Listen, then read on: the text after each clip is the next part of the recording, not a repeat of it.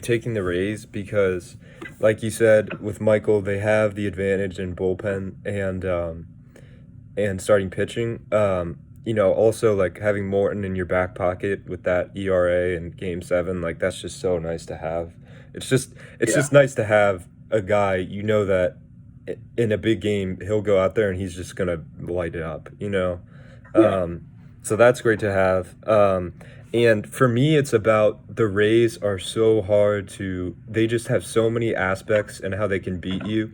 And if they lose, they can still rebound, right? I mean, the Dodgers, it's kind of the same. yeah, If they lose a game, they're still going to have basically the same lineup with basically the same players. The Rays, it's a whole different team every game. It's a yeah. whole new lineup, a whole different team, and the Rays can make adjustments if they lose games.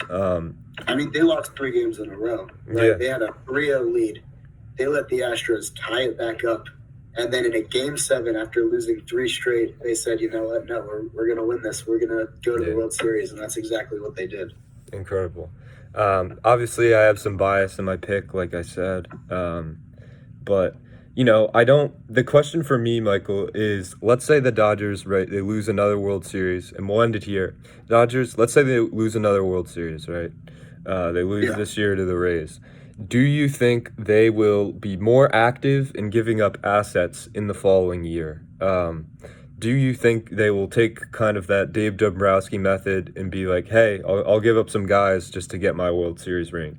Do you think they'll do that, or do you think they'll stick to their same game plan that they've been doing for the past couple of years? I think Andrew Friedman has his system in place, Hmm.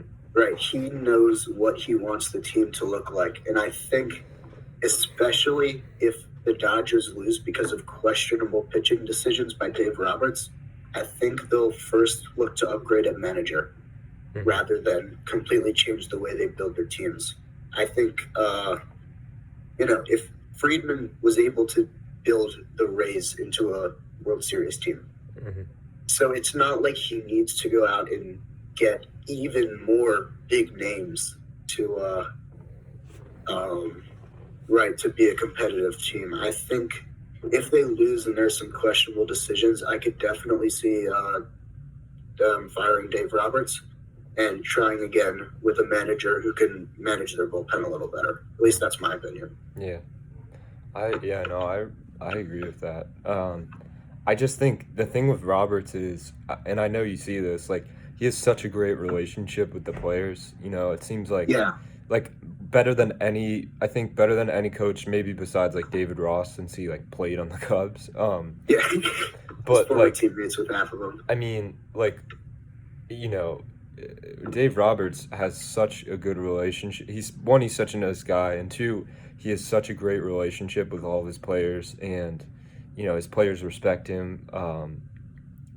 It's just a really hard fire to make. Yeah, no, it But totally is. But that's also how baseball works, right? no, Like you're right. at the You're end of right. the day, you have to do what's best for the team. Not well, and not only that, but you have to produce.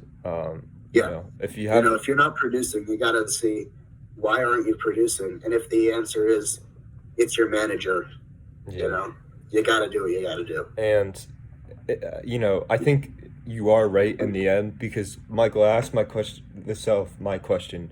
If you look at the best managers in baseball, do you think all of those managers would have went, 0 for 4? I mean, I guess we can maybe exclude the Astros, or let's say 0 for 3. Considering hypothetically they lose the World Series this year, do you think the best managers in baseball would have went, 0 for 3 in, versus the Red Sox versus the Nats and this year? My answer to that question is I no.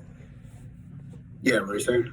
I like my answer is probably no. I don't think, if you lose that many times in the playoffs without getting World Series, I don't think you're an elite manager.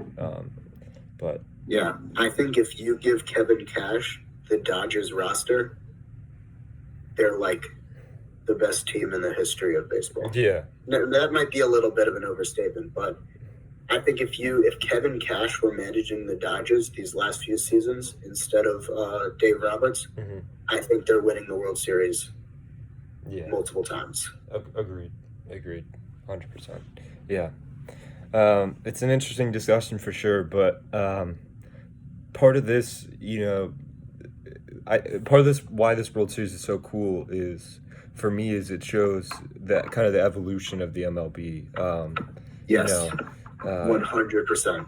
it's we have teams that don't spend money and are very unconventional, that are having success, right? How often do and it's embarrassing if you're the Phillies, right? I mean, you spend tons of money on Harper and Arrieta and Wheeler, right? And you're not in this Yeah. competition. Same with my Mets. But yeah, same We with have the one of the Mets. smallest analytic departments in baseball, right? Yeah. We spend, we don't spend as money as we want as like a New York team, but we have names and we can't get it done. I think a lot of that is because the way we are run as a team. Yeah, and it kind of shows like who's there, and who isn't, who is. It shows what organizations are good and what aren't, and what organizations know what they need to do to win, right? I mean, this World Series is the most analytically driven team in baseball, who has the third lowest payroll in all of baseball, Mhm. and they're playing against the team that spends the most on analytics and with the biggest analytics department of any team in the league. Right? That's not a coincidence. Yeah. This is the blueprint for how you build a team, whether you're big market or small market. Mhm. This is how you should build a team if you want to contend.